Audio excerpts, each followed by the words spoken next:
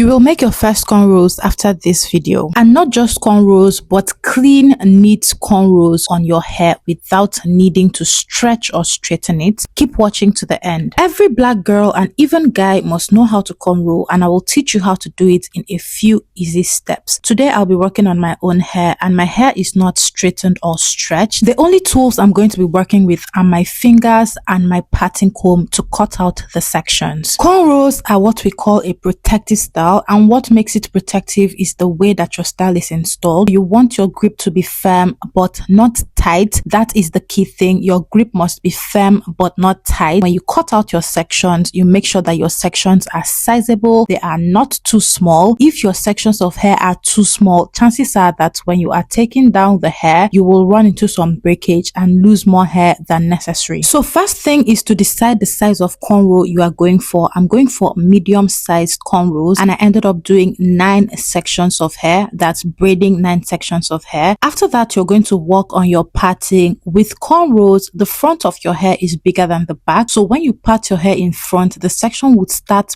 big, but towards the back of your head, it gets smaller. The next thing I'm doing here is to moisturize each section of hair. It's been 3 weeks since my last wash day, so I just applied some leave-in conditioner and water because I had already been moisturizing my hair throughout those 3 weeks, and I did not want product overload at this point. It's very important to note I'm not using any comb to detangle my hair or brush. I'm working with my fingers, so I'm being very patient and taking my time to separate the strands. Now, the way I cornrow my hair, I don't portion out the front at all. I just grab the hair, divide it into 3, and then I start passing the sections underneath the opposite section while I grab the opposite section and repeat the process. I'm going to give you a very important tip that keeps my cornrow straight from start to finish by the time I get into the next section of hair. But now you can see how neat this cornrow is, even though it's done on wet hair, on hair that is not stretched. I also want to point out that because the cornrows are done on hair that's not stretched and the hair is wet, the look is going to be more textured and completely different from if the cornrows were done on straightened hair or hair that was dry. There are several important things I want you guys to pay attention to. The very first thing, and probably the most important, is that when it comes to doing hair, you should not overthink the process. It's a learning curve, and the more you do it, the better you're going to get at it. So if it's your first time doing cornrows and you are not sure if it's something you can do, just give yourself time and give yourself grace, then ease into the process. Don't overthink it at all, and you don't even need to start cornrows on wet hair. In fact, it's even better as a beginner if you begin on dry, stretched hair. Very quick one, hair care does not have to be as stressful as you think that it is. People are always asking what I do, what I use. I have a very simple digital hair growth guide called the 30-day hair growth challenge, which can help you sort out your hair growth journey. It contains a 7-day hair regimen, which is very easy, that you can follow from start to finish and remain consistent for just 30 days. It also contains the very formulas that I use for making my shampoo, my conditioner, hair growth butter, hair growth oil, hair growth spray. These are the things that I have used to grow my hair to the way that it looks now. I'm talking about the things that I use day in, day out, week in, week out. This regimen is also the very regimen that I follow to grow my hair for it to look the way that it looks. The way that I shout efficiency and effectiveness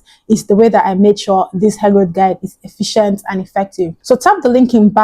I can grab that now and get your hair needs sorted out. I'm going in for the second section now, and you can see how I'm starting my part. The front is bigger, but as I go towards the back, I'm going to narrow it down because the back of my head is smaller than the front. The front, which is the forehead, is quite wide, so you can see how narrow this section is at the back. And even then, I made a couple of mistakes because at this point when I was braiding, I had not decided the number of sections I was going to do. At first thought I was going to do 7 sections, but the sections ended up being quite small, so I had to adjust and do 9 sections. So after that, follow up with the moisturizing routine. Again, no comb, but I'm using my fingers to gently separate the hair strands and make sure that there is no friction between them so that I have a smooth braid from start to finish. Then to begin my braid again, I'm just parting the hair and repeating that process, passing the sections underneath each other, then then grabbing the opposite section. You are dividing the hair and you are doing cornrows in 3 portions per section. Now you can see what this section is looking like. This is where I realized that the hair was too small and I was going to need to add hair and even adjust the part to make the hair bigger and straighter. It's very important that your cornrows are straight, especially if you are doing straight backs. That's no fancy parting, no side part, no middle part, nothing. So once it is straight backs, you have to make sure that the sections of hair are straight so that you have hair that looks straight from the front to the back. So is it necessary to do a style like cornrows on wet hair that has not been straightened? Absolutely not. In fact, the only reason I decided to do mine on wet hair and not use a comb to comb out the sections is because I'm close to getting my hair washed and I simply did not want to overload my hair. If you want to make your cornrows, obviously if your hair is straightened, it's going to come out looking neater. This one for me was a last resort, but I also decided to use this video as an opportunity to show you that you can in fact braid your hair when it is wet and give you key pointers that will save you time and strength. On to the next very important part of braiding cornrows. You have to push the hair you're braiding in the opposite direction. For example, I am braiding the hair on the right side of my face, but as I'm braiding, I'm pushing the hair towards the left so that it's in the middle of the section, and that's how I keep it straight from beginning to the end. So you can see how the section looks at the back. If I was pushing my hair or just following the movement of my hands and braiding towards the right because I'm on the right side of my head, I would have had a brush effect and the braid would have fallen more towards the right side as opposed to being right in the middle of the section. Unfortunately, I don't have a video example of the brush effect I'm talking about, but if you've tried doing cornrows and you notice that you have a brush and your hair is not in the middle, that the braid is not in the middle of your section, you understand perfectly what I'm talking about. So after braiding, this is how I finish my section. So usually I finish with a twist so that when it's time to take down the hairstyle, it's also easy to take down and I don't spend much time. And I'm also using my fingers to run through the section towards the end of the hair since I didn't comb and the hair tends to cluster towards the section as you braid. So I braided halfway and then I finished with a twist. And now for the middle part, this is the result of the mistake that I made. Usually I like even numbers when I do my cornrows. So if it's not 4, it's 8, 2 or 6. But today I ended up with 9 sections because I miscalculated how I was parting. I also don't section out my hair to keep before I begin braiding the cornrow. So that's another thing you may want to do, especially if you're a beginner. For someone like me, I just get into it and I start braiding. However it comes out, it comes out. But somehow I always end up with perfectly similar sized sections. The only little downside of braiding these cornrows on hair that was not combed out is that I struggled a little with the braid. As you can see, I was trying to detangle the hair as I was braiding and this took quite a bit of time. So that's the only downside. Otherwise, if you're trying to keep your hair moisturized and you didn't have time to do it before you had to cornrow, this is how you do it at cornrow at the same time. So I quickly finished off the last section here and I had this protective style in for a little over a week before I had to take it down and get another style done. Cornrows are a great protective style for length retention when done right, and they're also